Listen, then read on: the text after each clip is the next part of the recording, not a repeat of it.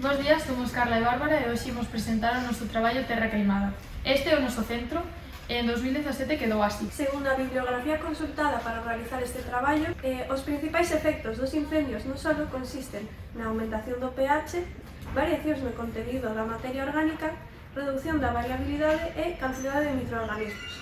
O que queremos comprobar é se o grado de afectación do solo é maior nas zonas máis afectadas polo incendio. Para isto, escollimos 4 puntos afectados de distintas maneiras polo incendio. Mediremos a materia orgánica empregando o método das bolsas de té e os pH empregando pHímetros. Ademais, estudaremos a estrutura do solo e a súa granulometría separando os diferentes componentes con tamices e o seu contido en carbonato cálcico. Os primeiros resultados do pH e estrutura nos indican que existe unha gran diferencia entre o punto máis afectado e os demais. Ao longo do mes de abril seguiremos continuando a nosa investigación e comprobaremos que tamén se cumple esta tendencia no resto de parámetros.